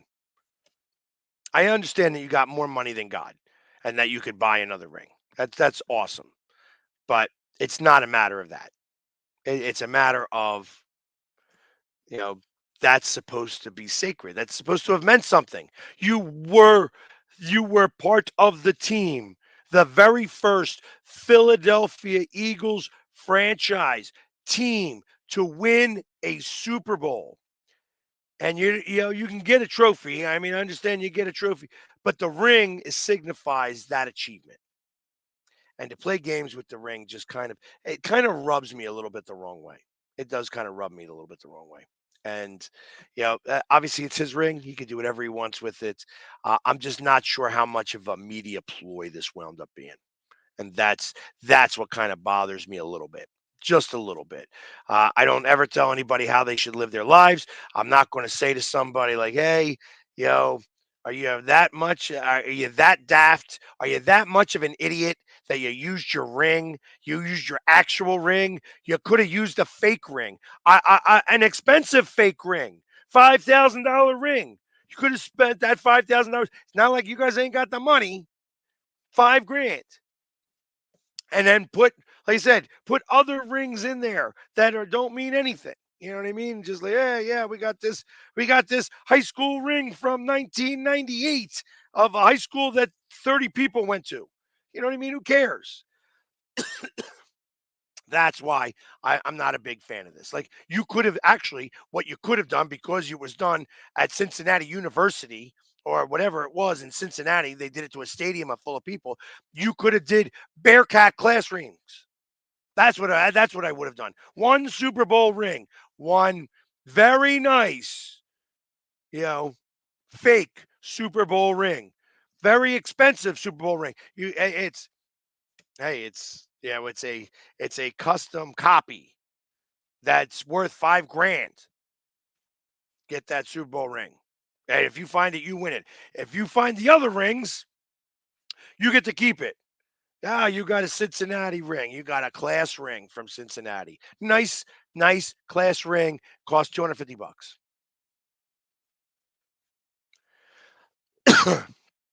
Exactly. No sense. Makes no sense to me whatsoever. Like I said, this is all just drama. It's drama and keeps the show relevant.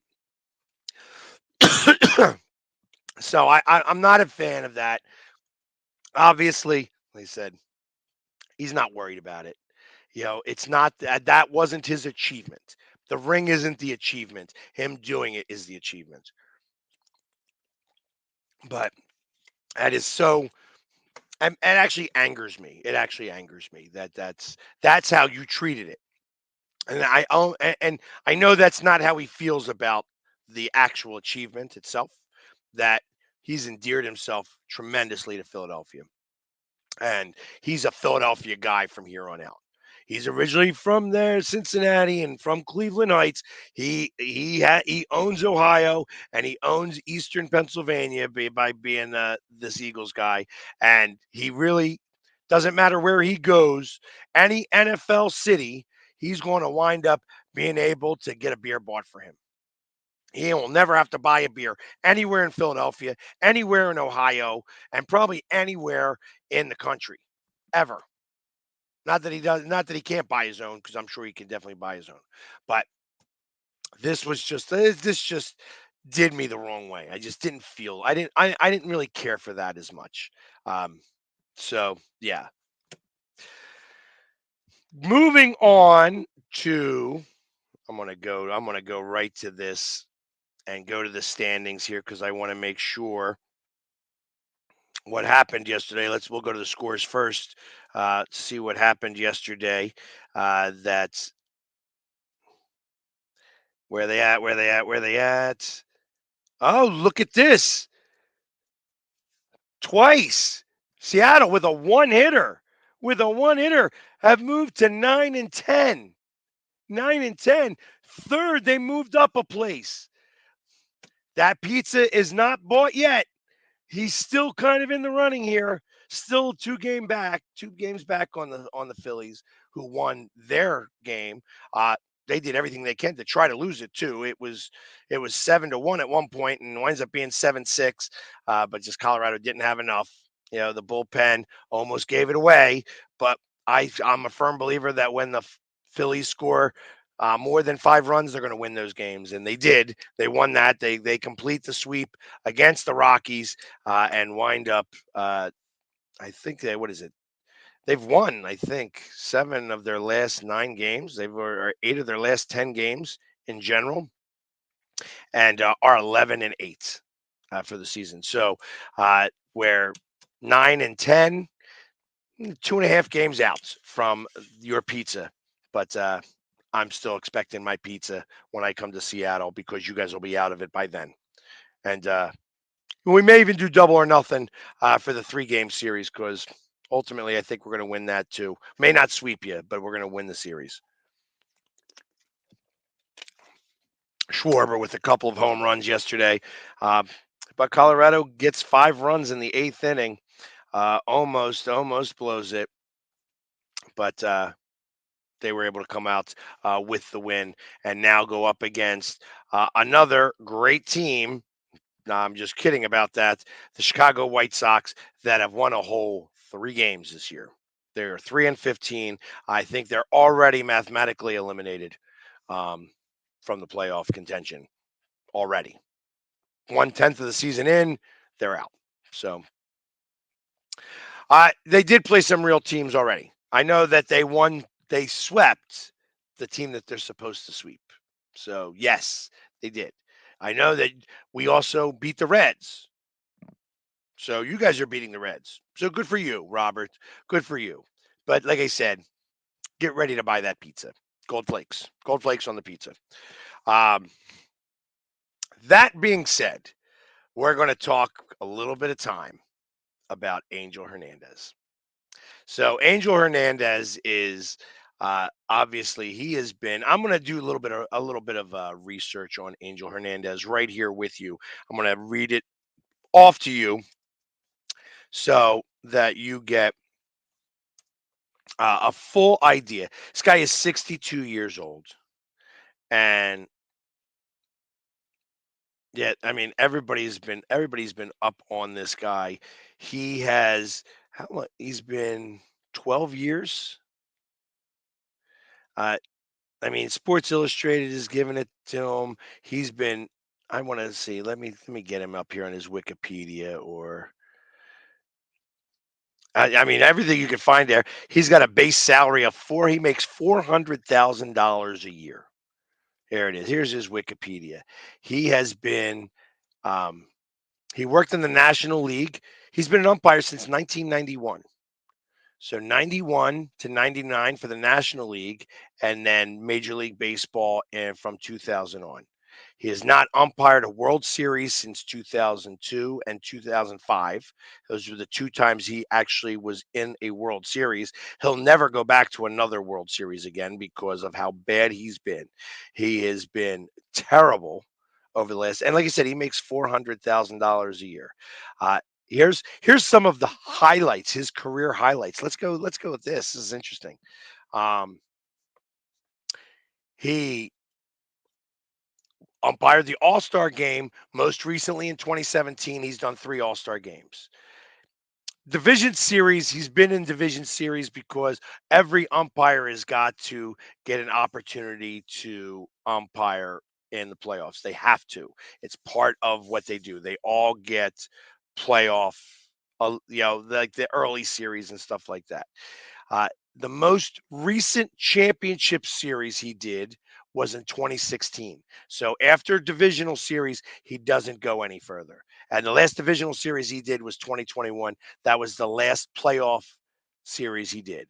He was twice in the World Series, 2002 and 2005. And he also did the World Baseball Classic in 2023. So there it was. He worked Game 7 of the 2008 ALCS for Darryl as a fill-in. And Hernandez was moved from the umpiring crew of Joe West to the crew of Jerry Davis because they couldn't have Joe West and Angel Hernandez on the same crew because that crew would have been the absolute worst crew to possibly ever be it. So it is literally he's been doing this since 91. He's been in Major League Baseball since 91. So 33 years. 33 years he has been umpiring. There you go. You did win your first. Here, look at that. You did win your first series of the season. And that's because the Reds don't like to travel anywhere. But, anyways, hey, listen, congratulations on that.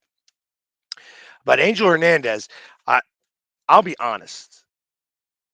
I feel like now he's doing it purposely.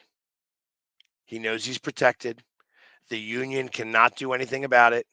They are crushing him across all social media platforms. Like it's been it. Let's see who is the Sports Illustrated killing him, New York Post killing him, Fansided, few different things killing him. Like he's just everybody. I mean they showed him on the Pat McAfee show and how bad those 3 calls were, one after another after another.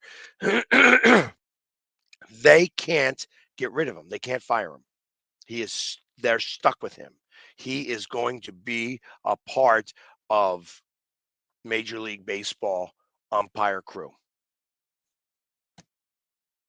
But he won't play. He won't do another playoff game ever. And I got to imagine they're going to start to lean on him to have him retire. It's like, hey, listen, you've already been in it. He's been in this for 34 years. 34 years he has been an umpire. And he has been getting worse and worse and worse. So I got to imagine that it's only a matter of time before he's pushed to retire. The fact that he has sued the union to have him do an all-star or playoff game and he lost is even more so. Like we can't fire you. So now he's like, oh, well, you're not going to do. Well, then I'm just going to suck. I'm going to cost games. That's what I'm going to do. I'm going to cost games, and that's what he's doing. He's costing games for these teams. We saw Schwarber do the Angel Hernandez dance. Yeah, you call it bad here. You call it bad here. You call it bad here. You there. You just don't know anything. You suck. You straight out suck, Angel Hernandez. And as my buddy, the Philly captain did, as he was driving away from there and driving out of there, he goes, Angel Hernandez, you stink and I don't like you. And Angel Hernandez has got that shit-eating grin on his face as he's driving away. And it's true. It's true. Nobody likes him. Nobody wants him around. It's even there are rumors that nobody wants to even work with him in baseball, that the other umpires are having issues and problems with him. And what's going to wind up occurring is that he's going to be the one that's going to force the institution of them adding the mechanical balls and strikes. That they're going to say, yep, yeah, forget it. We're not going to have the umpires called anymore. It's always going to be mechanical. I don't think that'll absolutely occur, but he's the one that's going to cause all of that to happen because because he sucks at his job, and it's a shame. It's a shame. Like, it was interesting to me how the Texas Ranger guy who had literally, I think 5 pitches got thrown. They were all in the same area. 2 were a little low. He called those balls, but literally it was a 2-2 count. And it was like 1 strike, that was a ball. 2 strikes, that was a ball. 3rd strike was a ball. And you just saw him. He looked, he just turned around, shook his head, didn't say a word. Because the moment you say, he's going to throw you out because right now umpires are soft. Right now they're like, you're out. Oh, you said boo, you're out. And most umpires don't even know who's saying boo. They're just crying. Oh, you're out. You're out. You're out. Get out of here. They just, you know, this isn't Bush League. You guys are getting paid tons of money to call a game properly. He's getting paid $400,000 a year. $400,000 a year. Yeah. I something should be done. You should start finding them. You should start finding them. You find these players when they do something wrong. This is their livelihood. If they are going to egregiously miss calls, egregiously, and that's what those 3 pitches were. They were egregious, blatant, bad calls. Then you should get fined. You should get fined. Hold them accountable. Like, hey, listen, you made this many bad calls. You have a certain percentage. Listen, not every umpire is going to get every call right. I get it. I like the fact that you can now, that they go back to the replays. They see exactly what's going on to make sure that the calls are correct. Like, oh, yep, yeah, and I tell you, there's a lot of times where you have baseball being held up a little bit while they're looking at the replay and they're saying go long because ultimately the umpire gets the call right. It's not taking all that time.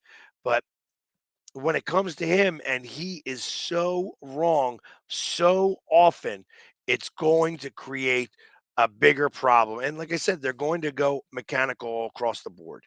And then you won't need him. Then you won't need him. And then all the umpires will really start to push for his retirement. Get him out of baseball because he took away jobs. That's what he's doing. He's taking away jobs. So I can't wait for him to go. I can't stand when he's part of this. It was like Joe West. Joe West was another one. Different, not as bad.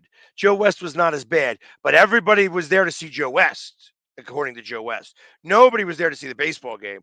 Everybody just wanted to see the umpire. And Joe West had to do what Joe West did. And that was the problem with Joe. I didn't like Joe for that reason because it was all about him. It was never about the 2 teams playing. And then I think of the one guy. I mean, unfortunately, he had passed. He had died of a heart attack, but he was that one really, really big umpire, black guy. He was funny as hell. He wasn't that great. Yeah, exactly. Joe West was consistent. He was consistent. And the one thing I will say about Joe West is that one of the things Joe West did was when he figured out what his strike zone was. The strike zone remained the same. So if he was calling that ball in the outside corner, he was consistently calling it on the outside corner. So even though it may not have been a strike, it wasn't a strike the entire game. So you understood it. Everybody else understood it. The problem I had with him is that he was always, like umpires aren't supposed to try to pick fights. And he would try to pick fights. Umpires, shut your mouth. You ain't in part of this game. You call your balls, call your strike. You call the first strike, you call the second strike a little bit louder. Third strike, you do the dance. You know what I mean? That's how that works. You know what I mean? That's what you get to do when you're behind the plate. You just go like this or like this, every other way. You know what I mean? That's it. This or like this. When you're behind the plate, you get to do a little. And Joe West loved doing his dance. Yeah, that was one of his big deals. Yeah, yeah, yeah. You know what I mean? Like he would just try to do it, whatever. And but always, if you had something to say walking away, I'm like, yeah, that was a crap call. He'd egg you on more to try to talk back to him. And I couldn't stand that. You're not supposed to do that. An umpire's not supposed to try to throw off a player. That's what happens. That's what happens. And that's what Joe West did. He was always influencing the game in ways he shouldn't have been influencing him. Just be an umpire. Just call your balls and strikes. Do your little dance, you little asshole. But nobody's there to see you, Joe. Everybody's there to see the teams. And the fact that you get paid a lot of money to do. And from what I heard, beyond that, once you got him off the field, Joe West was an amazing guy. I hear once you get Angel Hernandez off the field, he's still an asshole. And that's part of the issues here. That's part of the problems with some of this. I understand why Major League Baseball can't do anything. This is actually goes into the collective bargaining agreement and unions, and the union would stand behind Angel Hernandez in every which way possible, even though the union even knows they know that this is a mess. This is an absolute mess, and that it's getting worse and worse and worse, and ultimately it's going to finally create a problem where they're going to finally push retirement. And I'm sure they're like, yeah, it's time for you to go, Angel. Bye.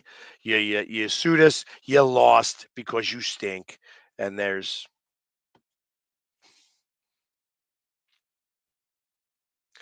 well, so like I said, the tinfoil hats here aside, I I would not be surprised. I think of the conspiracy theory in the opposite direction, that he is purposely calling bad balls and strikes, purposely making bad calls. And it's not just balls and strikes. Like he's not even paying attention to the swings. It's just like, it's like somebody goes that, oh, it's a strike. What was that one? He like, oh yeah, he swung it. The guy didn't swing at all. And he said, yeah, he swung at it. What do you mean? He didn't swing at nothing. Look at the replay. Now he swung at it.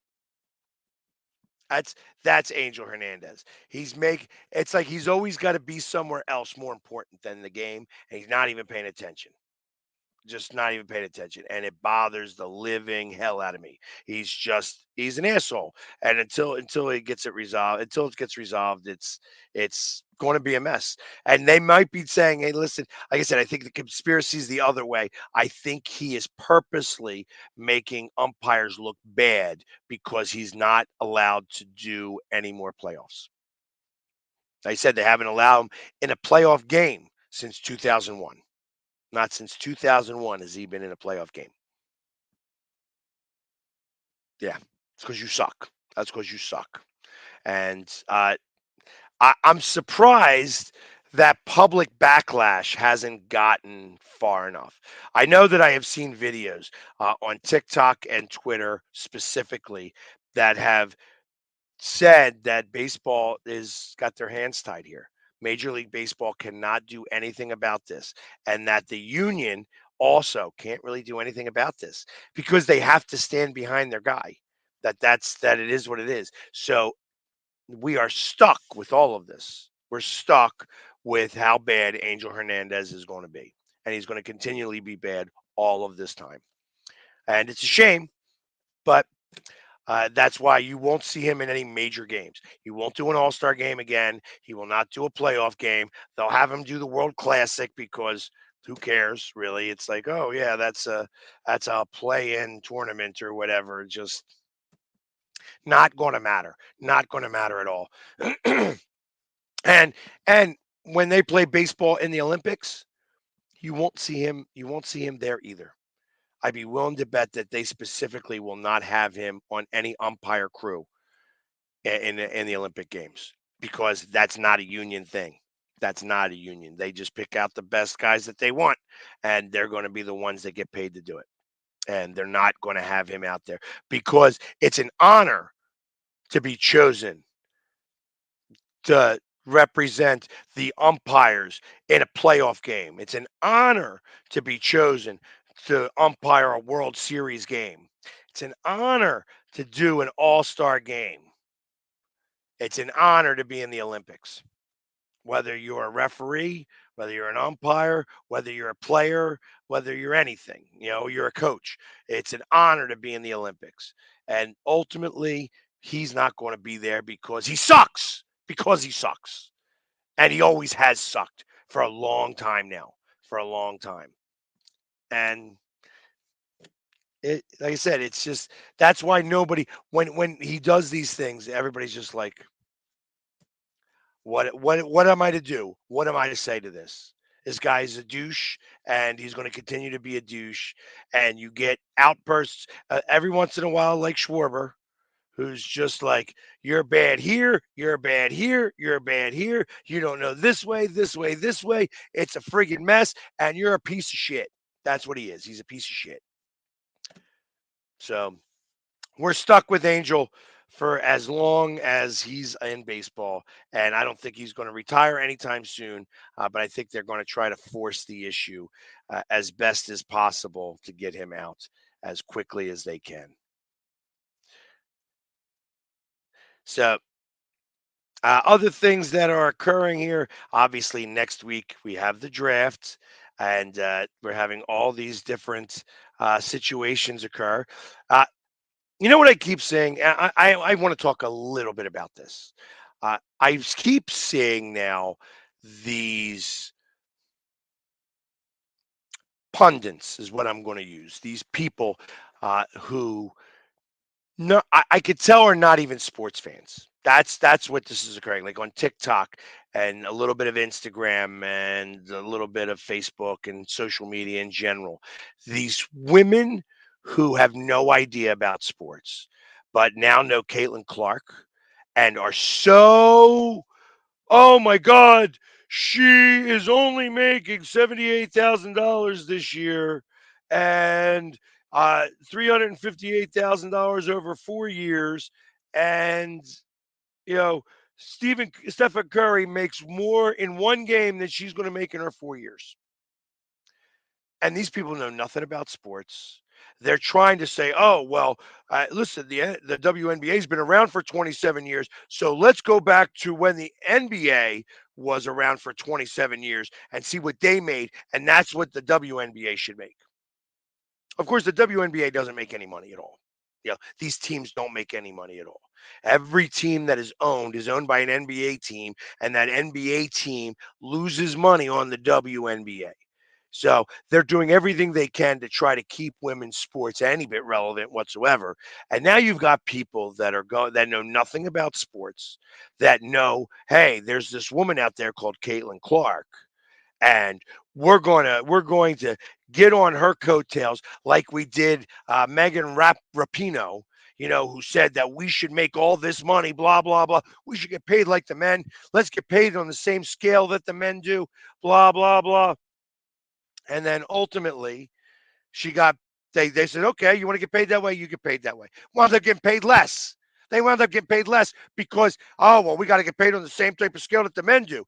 Well, the women get paid on a higher scale than what the men do in comparison to the league. That they get, I think it's like, I know that the men get paid 51% of the revenues.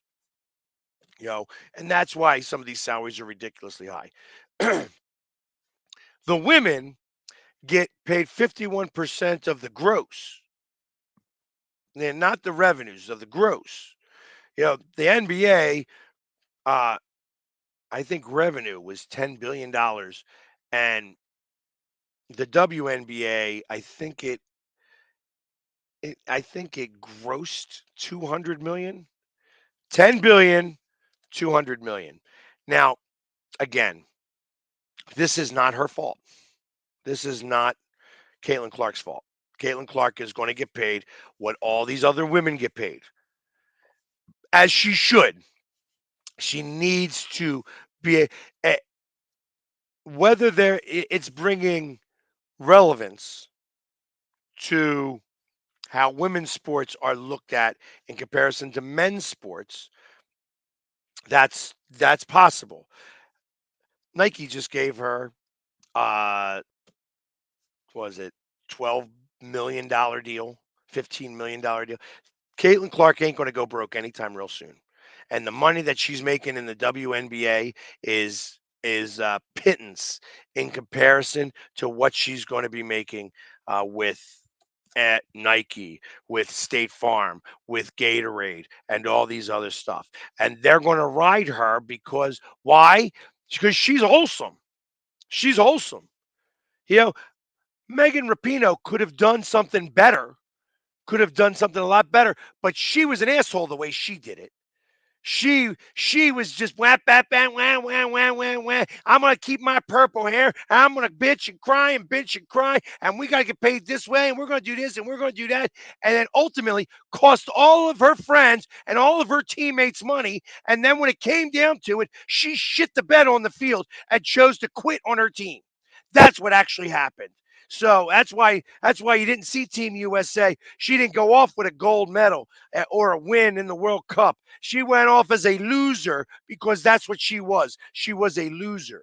Caitlin Clark is actually more wholesome about the way she's doing things. She understands the game a little bit. Now, she's making a lot more money than most of the other women in the WNBA because she's going to be getting all of this stuff.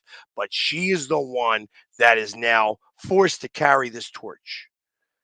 So she deserves a little bit more of this. Now, does that mean that the other women don't deserve it? That's not what I'm saying. That is not how I'm saying that. What I am saying is that it's up to everybody else in the WNBA to market it better. They need to do things better to be able to get more money to come in, more revenue to come in, more sponsorship to come in. That's what needs to have happen. The NBA has been doing this. They've been marketing their superstars. They've been marketing their people. Caitlin Clark is the first, I mean, maybe since Dawn Staley, has been the first girl, woman to come in who has a Michael Jordan, a LeBron James, a you know, a Black Mamba, even like all of those guys. That this is the first woman who's had a very similar style name that she has been anointed the carrier of the torch here. And when you carry the torch, it requires a lot of responsibility. And with that responsibility, she's been handling it very well. She's been handling it very well in college when, like, with everything that was going on, all the smack talk that people were doing about about the LSU players playing with the Angel Reese and all this other stuff, all of that stuff, she held that with grace. She's like, yeah, we lost. We weren't good. It that's why I appreciate Dawn Staley doing what she did about giving her credit because Dawn Staley knew. Dawn Staley was one of those carriers. She was one of the carriers of the torch. And it at the time, social media wasn't as big a deal.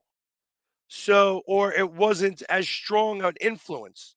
So she didn't have the ability to do the things that were happening and she did. This is now different. This is a whole different scenario here. I hope that the WNBA decides to use Caitlin Clark in the right way and make others. You got to get, it's not just Caitlin Clark's show. You have to get others. You have to get Angel Reese to do some of this, and not with attitude, with conviction maybe. Like you can't, this is not an ego thing. This has got to be, hey, listen, I want you to come watch us. I want to have a rivalry with Caitlin Clark for my entire career. That you're going to always see the two of us go up against one another. And that rivalry should bring in a lot of money, not just for Caitlin Clark, not just for the owners of that team and the owners of my team, for the entire WNBA. And that this has got to start to be real, that they got to start to do this and market this like the NBA does, like the NFL does, like baseball does. And that's how they'll start to get more money coming in. That's how more money will start to appear for these women.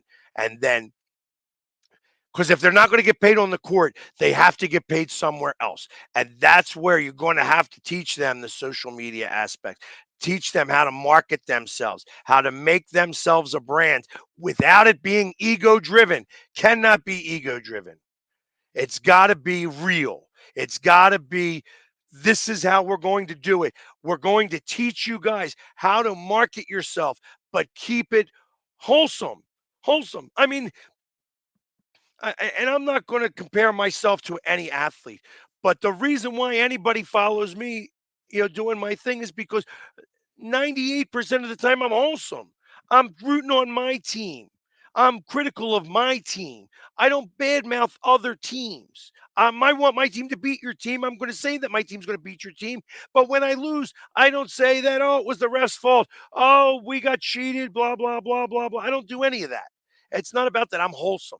And you need to teach that these ladies to be wholesome as well.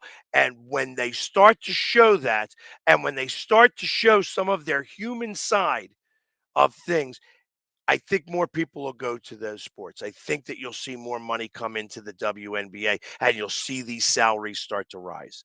It's not hard, it's not simple. If it was easy, this would not be something that we're even talking about. But ultimately, it's going to take time, it's going to take effort, it's going to take everybody doing this. And like I said, I've got no love for Angel Reese. I could care less about her. You know what I mean? I could really care less about Caitlin Clark. I'm not, there's not women's sports in my world here in Philadelphia. Like they're talking about maybe bringing a Philadelphia team in here. When they do, I'll start going. But until that point, it's hard to get involved with women's sports. We have a women's professional team here that I've been trying to do something with, and because I'm a guy, I'm already looked at as part of the problem, not part of the solution. When I want to be part of the solution, so I want the women to get paid more. Do I think that they'll ever make the status of men? Maybe one day, hopefully. But as of right now, they're nowhere close. And the only, like, you gotta cut your teeth. And you could say they've been trying to cut it for 27 years. They haven't been doing it the right way. And it's time for them to start to make the jump to the 21st century and use social media in the right way. Start making these actual, like I said, Angel Reese versus Caitlin Clark, that first game should be a monster game. Should be, on major television network, watch everybody watching.